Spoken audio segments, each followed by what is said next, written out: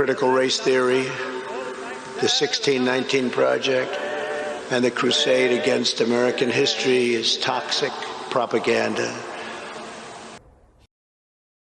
Now we reach the crux of the matter. The basic idea here is that any inequality can be chalked up to systemic racism. We are now ghost hunting. Notice, they've said nothing in this video. Nothing.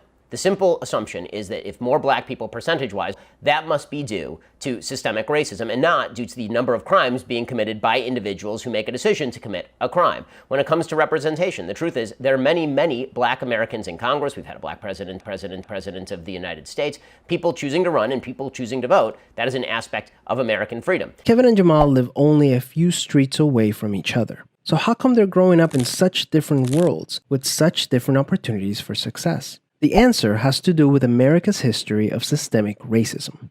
Hell, I've been here all the time. And we've been Where were you? Communicate. Now, what do I have to say to you? The most advanced nation in the world. It has to be resolved. It has to be resolved because I want my children to have an answer. If not me, I personally prefer that I have an answer. I don't have, I like to think I don't have my lifetime to waste on this. Unfortunately, the biggest challenge with systemic racism is that there's no single person or entity responsible for it, which makes it very hard to solve. But I had no idea how bad things actually were until I saw this one graph. Researchers at Princeton University looked at more than 20 years worth of data to answer a pretty simple question. Does the government represent the people? Now, this is what they found. This axis here represents public support for any given idea. On the left, at 0%, are ideas that not a single American wants. On the right, at 100%, are ideas that everyone supports. This axis represents the likelihood of Congress passing a law that reflects any of these ideas, from a 0 to a 100% chance. On this graph, an ideal republic would look like this. If 50% of the public supports an idea, there's a 50% chance of it becoming law. If 80% of us support something, there's an 80% chance. You get the idea. Now, most Americans would probably agree that, with a few exceptions, we should be as close to this ideal as possible. Unfortunately, the way America actually works doesn't even come close.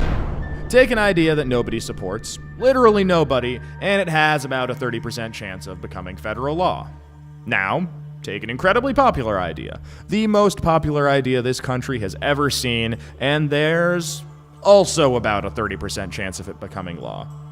This means that the number of American voters for or against any idea has no impact on the likelihood that Congress will make it law. So what can you do? The first thing you can do is work towards becoming more aware of your own implicit biases. We should always, as decent people, be re-examining our own biases and trying to wipe out bad thoughts we may be having about other people. But the idea that something as vague as you had a bad thought about a group is now responsible for the income inequality between black and white is sort of an absurd contention in the absence of any available evidence. What are some prejudices that you might hold that you're not aware of? Second, let's acknowledge that the consequences of slavery and Jim Crow laws are still affecting access to opportunity today. It is certainly plausible that slavery and Jim Crow have affected how people's paths have gone in life and the circumstances of their birth. But the question is, how much? If we are going to change policy, and if we are going to effectuate change, shouldn't we be focused more on what are the bad policies today that specifically are keeping people down, and what behaviors can we change today to make our opportunities better, rather than focusing in on slavery or Jim Crow? The fact is that even if you buy into the entire narrative of systemic racism promoted by this video, it changes nothing. The preferences of the average American appear to have only a minuscule,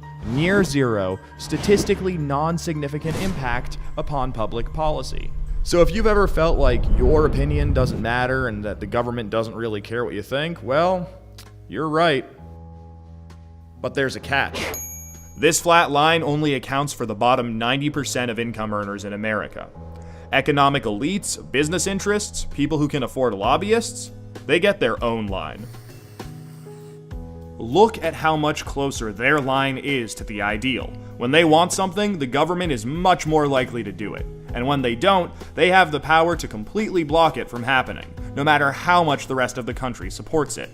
They get what they want, and guess who ends up paying for it? We pay for it with the most expensive healthcare in the world. We pay for it with a tax code that's a complete mess. We pay for it with internet that's slower and more expensive, with wasteful spending, a floundering education system, a catastrophic drug war, and 1 in 5 American children born into poverty. Almost every major issue we face as a nation can be traced back to this graph. How does this happen? Well, As a result, we should support systemic changes that create more equal opportunities for everyone. Increasing public school funding and making it independent from property taxes would be a great start, so that poor and wealthy districts can receive equal access to resources. You're condoning that, and you're openly telling them that you accept the racism that they have. I know all of you that make fun of the we too are East thing. All of you do that. I hear you do it. It is absurd. And for you to sit here and be like, it's okay because of states' rights and try to condone your own racist actions is absurd. Like, that is so ridiculous. And you can sit there and laugh at me, Drake, but you are being bigoted. And I think, like, the general American population that, like, is actually educated would agree with that. Maybe not all of us here at Shawnee Mission East that live in this bubble, but, like, I'm sorry that you're gonna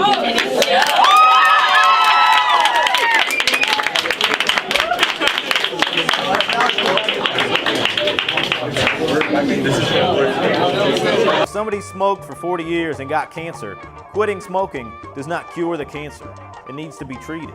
And we have not treated our cancer. We haven't even stopped smoking racism. Say, yeah, take down the flag, but it would be like painting a house that's on fire. We need to leave it up. If it means racism to the most of Americans, good. Let's leave it up until we actually deal with the issue. Until we make this flag mean what we pretend it means, that all men are created equal. We will still need reminders. Only an asshole can blame you for what happened before you were born. Just plead guilty anyway, but take it all the way back. Maybe start a campaign of education and dialogue as aggressive as previous generations spread hate under this flag. It's not uniting. The Confederate flag wouldn't unite us as a people. I'm not saying yes or no to fly now, I'm saying neutral. Yeah, no, it's good. But you can still identify with it personally, your own personal opinions. When you fly that flag, you're not saying everyone around me, this is who we are. You're just saying, I believe in certain things about this flag, and those things, I want to exemplify those to everybody else. Yes. I'll go here and then I'll go there. I mean, I agree with that. I think you have every right to identify with it, but I think it's extremely bigoted and hateful to do that when you are, like, aware of what it stands for. And you can claim that it stands for states' rights, but if you, like, took a history class, I assume you know that states' rights in the context of the Civil War were about slavery. Sure, they were about other things, but they were majority about slavery. You took a history class, you know that. You're choosing to be bigoted, and I don't understand that. Every argument I've heard for keeping the flag has been stinky, stinky poo-poo.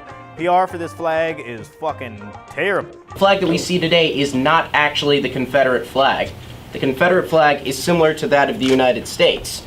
It has a blue upper right-hand corner with 7 stars in a circle, 2 red stripes, and in the middle a white stripe. The flag we see today is an interpretation of a Confederate battle flag. And the interpretation went up in the 1960s around the time the Civil Rights Movement started. And to the point where it's not racially motivated. Then how come it's a symbol for so many groups like the KKK and the National Socialist Movement, who, as you all probably know, have white supremacist and neo-Nazi ideologies? Also, I find it ironic that people claim to be patriots when they fly that flag. The Confederates stabbed the Union in the back. They shot first, they murdered 500,000 American soldiers. And they argued that it was because of states' rights. I ask, states' rights to do what? What were we considering getting rid of at the time? Not guns, we weren't trying to raise taxes, it was slavery. We were trying to stop the expansion of slavery to the West. The Southern aristocracy panicked and left the Union. They said, we are not Americans, we are from the South, so we're starting our own country.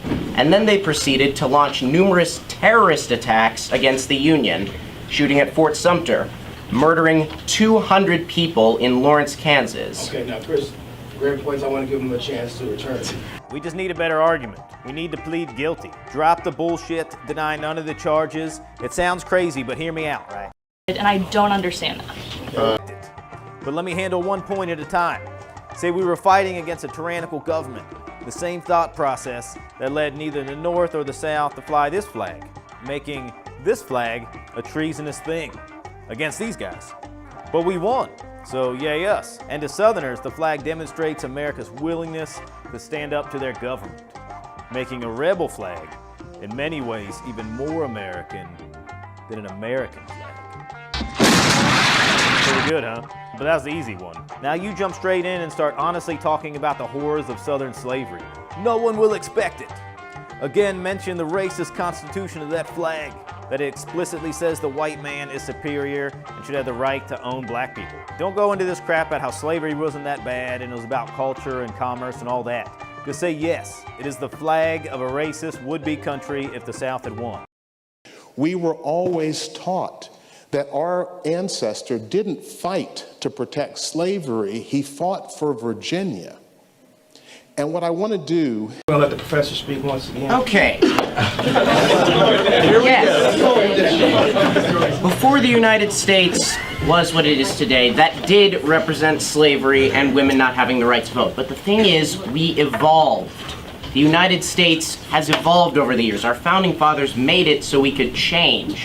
Think about this. George Washington owned slaves. He absolutely did. The Washington Monument, if you go to Washington, D.C. and look at it, it's got nothing to do with slavery or the Civil War on it anyway. I think what he was honored for was, I don't know, forming the country, being the first president. The fact that he owned slaves, you are absolutely right, and I'm going to talk about that. But that monument is not a monument to fighting, killing others, and being willing to die yourself so that you can enslave people and treat them as chattel. That's the difference between the Washington Monument and the Jefferson monuments and the monuments that I'm going to talk about. In almost every town in South Carolina, there's a monument to the Confederacy. This speaks more to us than just of the lost cause and the romanticism attendant to that, like every lost cause. But rather in South Carolina, perhaps speaks even more eloquently to the tradition we have for inherited memory, passing down those constant truths from generation to generation, from father to son and mother to daughter, which I think has served us well in this state. Let the stranger who may in future times read this inscription recognize that these were men whom power could not corrupt, whom death could not terrify, whom defeat could not dishonor. And let their virtues plead for just judgment of the cause in which they perished. And there is no question about the monuments to that war, because every person that is lionized in those monuments may have been brave, they may have been strong, they may have done incredible acts of courage on the battlefield, they killed other people, and maybe they gave their own lives, and they did it so that they could own other human beings like chattel.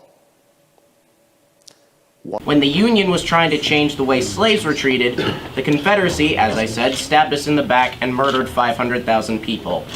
And to your argument that the Confederate flag didn't start out as racist, I disagree. And if you're wondering what the Civil War was about, how about not listening to pundits from today or politicians from today?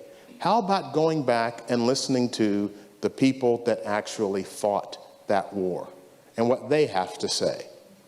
If we ain't fighting to keep slavery, then what the hell are we fighting for?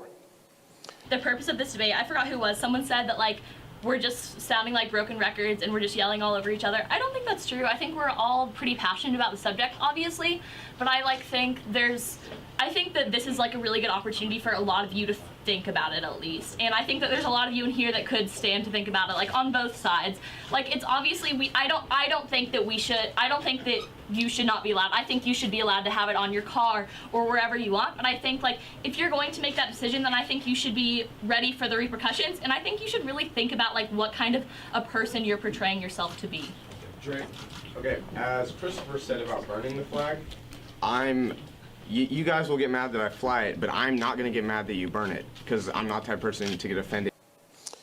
In 1876, there were 125,000 black registered voters in Louisiana. When Strom Thurmond brought it back with the Dixiecrat Party, and once again, they are telling us as clearly as they can, we stand for segregation of the races. The vignettes include a slave following his young master, an officer kissing his infant child in the arms of her mammy. So Brown versus the board in '54, And we all, those of us of a certain age anyway, remember some of these images.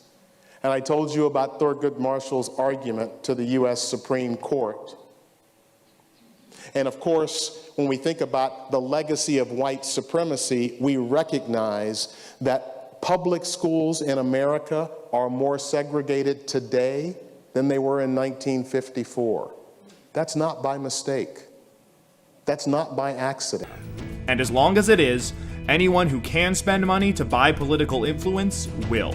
And when it comes to education, there are plenty of affirmative action programs that exist at virtually every major university. In fact, there are entire university systems, like the University of California, that have gotten rid of the SAT and the ACT as admissions criteria specifically because they weren't allowing enough minority students to attend. So to attribute all inequality to systemic racism is simply to say that everything you don't like must be due to systemic racism. Early 50s, America was a horribly segregated country. It was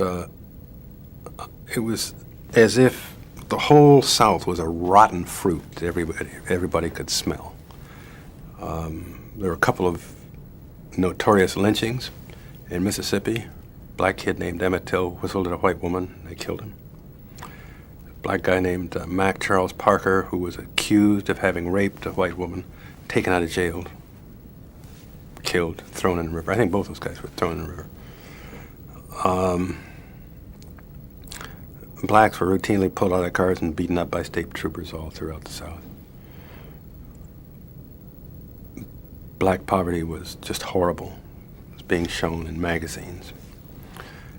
And then the Supreme Court decided that it was unconstitutional for states to run segregated school systems.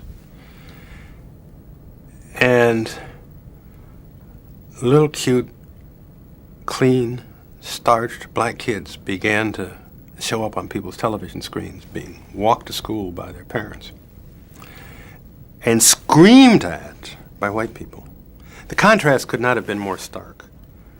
The white people who were screaming were, the caricature is the people, working class people, not terribly clean, some of them obese, faces distorted with anger,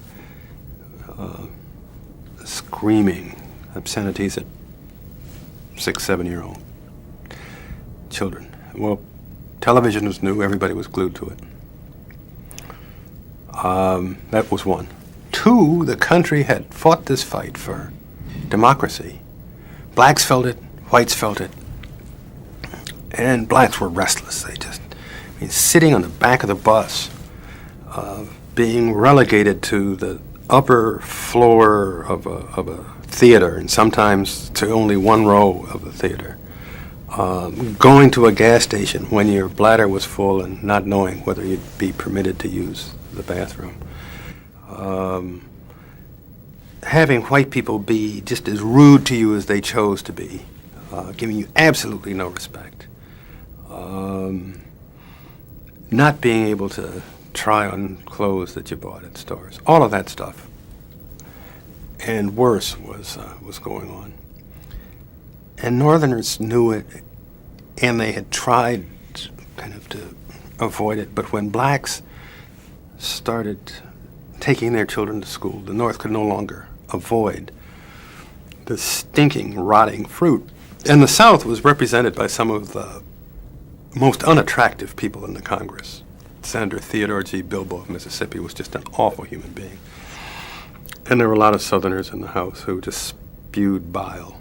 And so the North couldn't see it anymore. And blacks began to get hope from the fact that the Supreme Court had finally said, and blacks interpreted this 54 decision to mean the Declaration of Independence and the Constitution include us.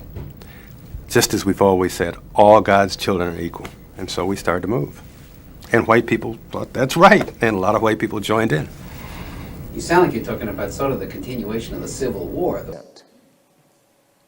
Understand that this is now 89 years after the Civil War, And this is the first time that the law in America, I'm not talking about the society and the social acceptance, but 89 years after the Civil War, it is the first time that the law in America says black folks are human enough that they can sit in the same classroom with us. Segregation, and the legalized oppression of black people was a continuation by the white South of the Civil War. That's exactly what it was. It was taking out on black people their venom against the white Northerners and saying, you may think that you took our way of life away from us, but you're wrong and your foolish social theories are wrong too. So it was a continuation of the Civil War, there's no question.